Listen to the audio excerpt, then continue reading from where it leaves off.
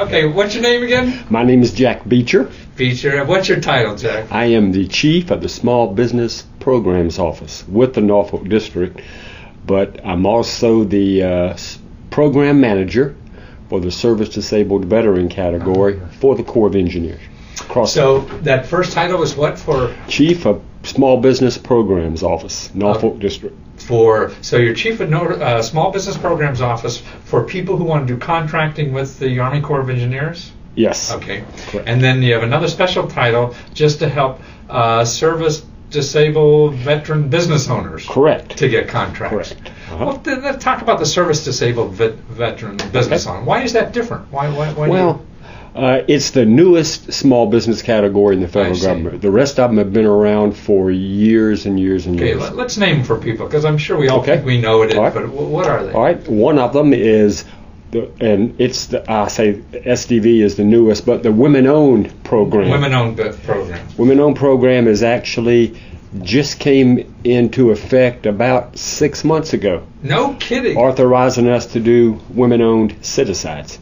So you now have women-owned set-asides at the Corps of Engineers for women-owned business. And what defines a women-owned business? Well, obviously, it's a business that's owned at least 51% owned by a woman, 51% owned and operated. I see. Which means that she has to actually be involved in the daily operation of the business. She can't be a figurehead, etc. Now, you say that's new for the Corps of Engineers, but how about like the rest of the government had it for other reasons, right? Well, actually, the whole federal government had a woman-owned goal. Our goal assigned by the Small Business Act years ago to award at least 5% of our dollars to small businesses owned by women. Oh. What Congress failed to give us was a set-aside program. So that's different than percentage.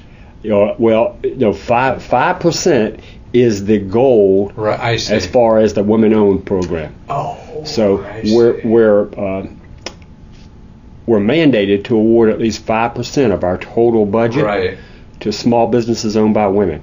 For service-disabled veteran-owned small businesses, it's 3%. I see. But now the set-aside, how is that different from 5%? A set-aside is just a way to get to that 5%. Right, okay. So, for example, let's use Norfolk District. Let's say tomorrow I had a project, renovate a barracks at Fort Lee, and it was $1 million. Right.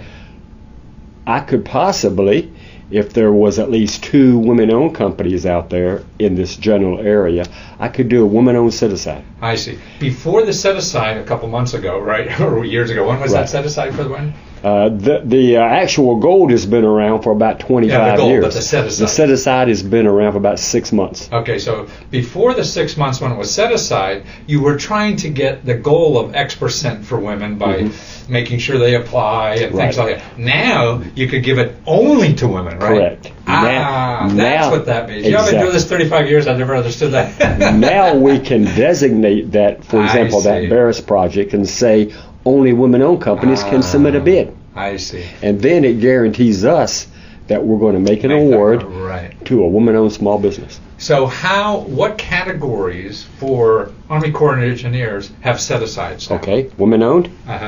Hub zone, which is historically underutilized business zones. You aware of that program? Okay, I am, but maybe the folks are a HUD zone. That's usually a low-income area. Yes, it is. Somewhere. There are 2 criteria for a hub zone small business company. One, the area that your office is located in has to be in an area of the country, and there are about 5,000 hub zone companies. Hub zone areas across the country. 2 criteria for those is either low economic development, or high unemployment, or both. Right. For example, downtown Norfolk has about 3 or 4 different areas of downtown Norfolk that have been designated as hub zones by the federal government. So if your company is in a hub zone, first thing you got to do is find out if your company is in a hub zone. Correct. And then you could go looking for hub zone, not set aside. Yes, it can be hub zone set aside. Okay. Yes. So we got women like that. So you would know if you're a woman company by 51%. A hub zone, you better ask your local library or congressman to find out if you're in a hub zone. Yeah, right? you could actually go on SBA.gov SBA.gov and find out where the hub zones are in the United States. And again, there are, I think, 5,000 to 7,000 designated hub zone areas all across this country. Okay, so that's women, hub zone, and who else? All right, now you have women, hub zone. You have service-disabled, veteran-owned small businesses. That's the thing that you have a separate hat That's for. the thing that I'm the program manager on. So that's people who are veterans with a service-connected disability that started a business. So correct. they would know who they are. Correct. Yeah. Then you have a group of businesses called small disadvantaged businesses. Small disadvantage. Correct. Small disadvantage, and those are companies that have gone through the Small Business Administration. Right. Submitted, I guess for lack of a better word, an application, Right.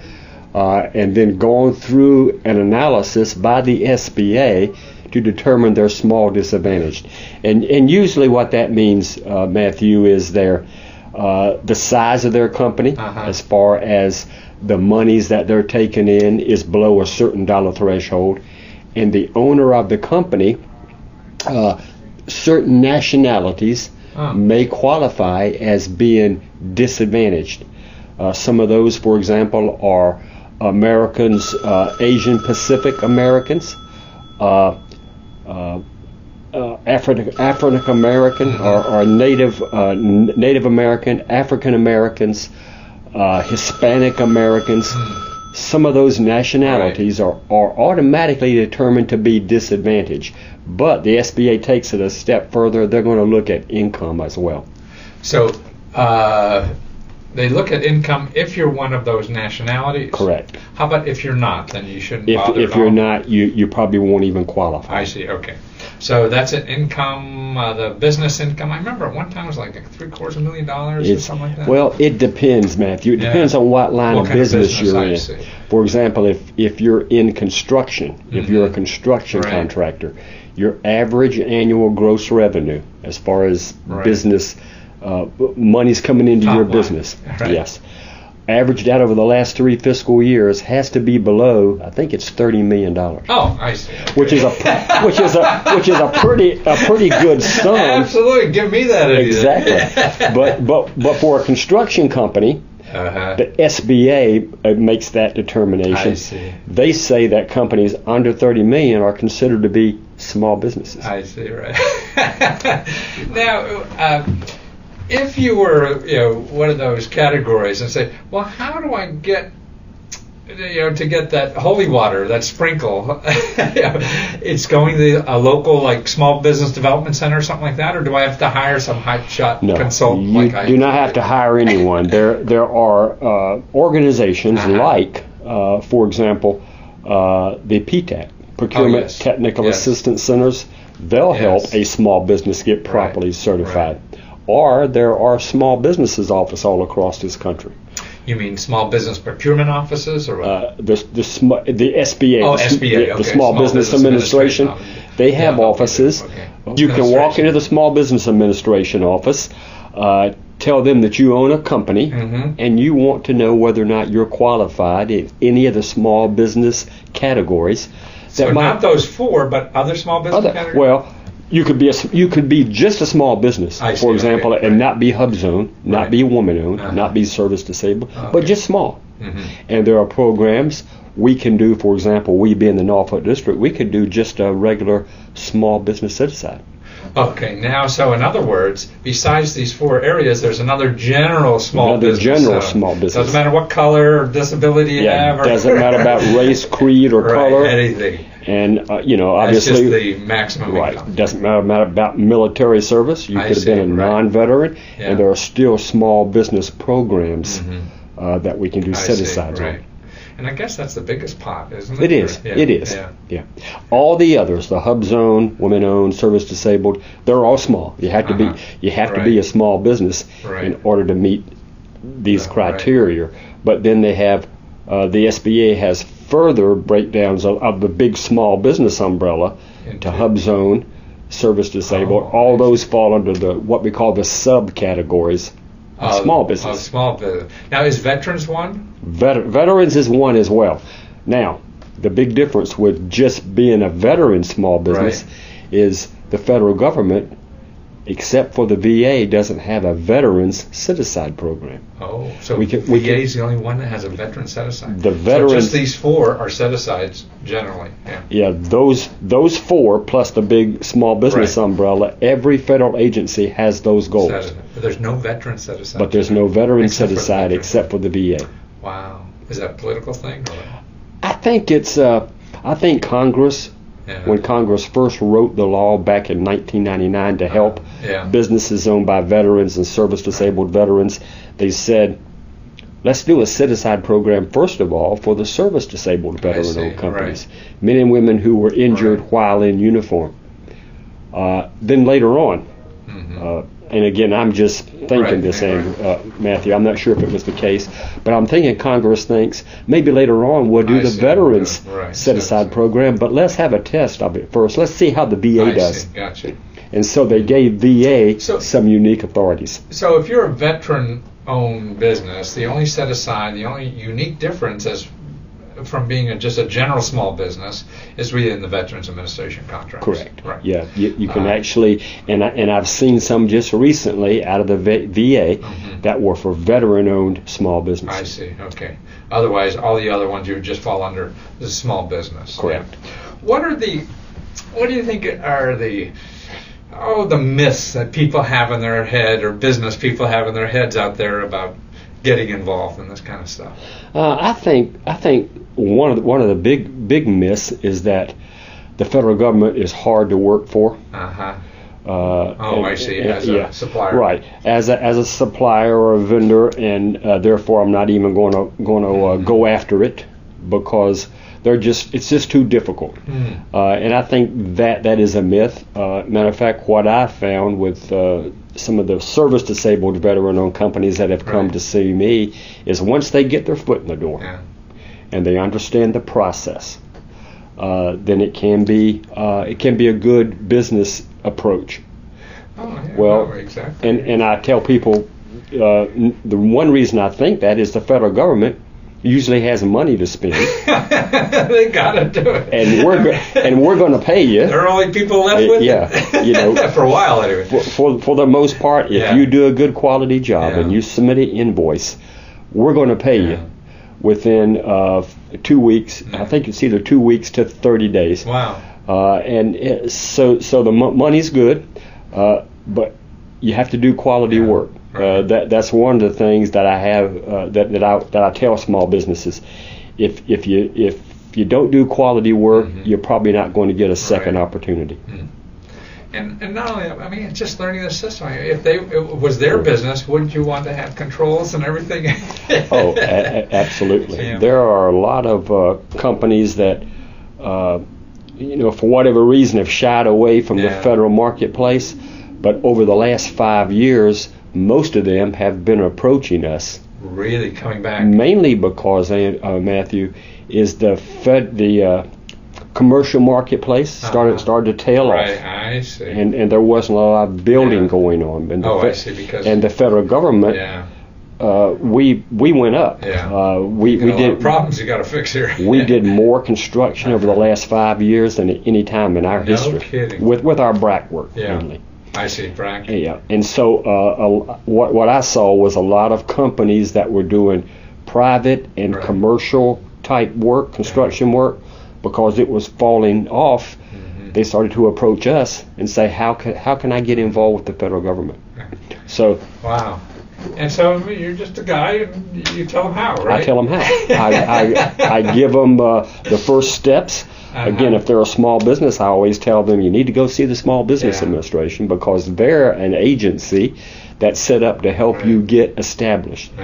I tell companies, hey, if you're not in the databases as a small business, you don't want to approach the Corps first because we want to see you after you're established, after you got all your criteria. So either PTAC, whatever you got. PTAC can help them. PTAC or the local Small Business Administration. The local SBA office. Could help them with that paperwork to get them in the system. Absolutely. And learn it. Then once they're in the system, that's when they start to market the Corps of Engineers, the Navy, the Air Force, because we're the ones that has the money to spend. Right, exactly. Money got to go to somebody.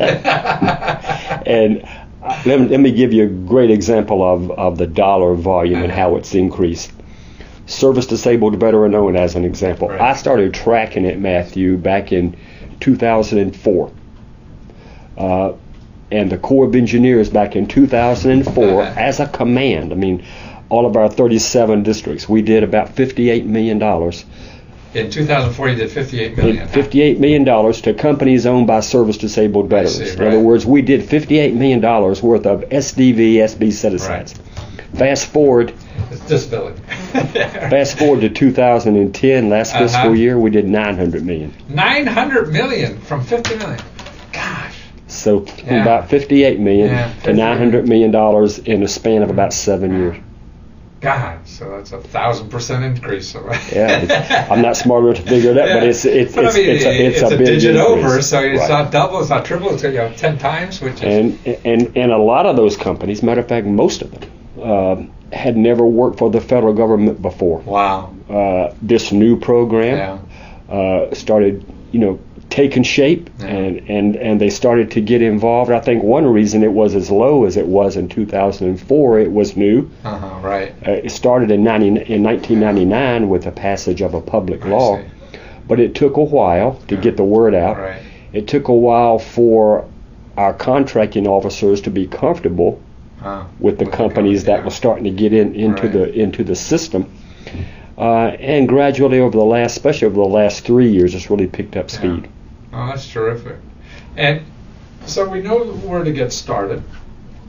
And then it seemed to me that it's learning a system like anything else, but it's sort of like, man, it's like going elephant hunting. Man, when you start figuring out the system, bag one of those, you keep getting it. Everybody wants to get a grant. I said, don't fool with a grant. Get a contract, because once you learn that, it's unlimited almost. And when companies do good work for us, whether they're small or large, usually the customers out there, the people at Fort Lee, they like them, and they want to try to get them back in. And it's hard to train a new company. Exactly.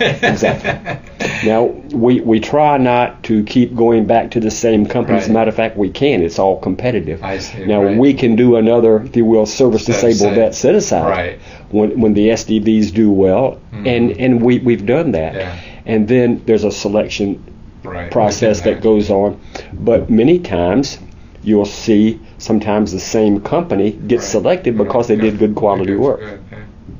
Well, wonderful. I'm glad you're here to educate everybody. This is great stuff. This is where the opportunity. Every major Fortune 500 company takes advantage of this kind of stuff. So a small guy should too. Absolutely. Absolutely. Thank you so much.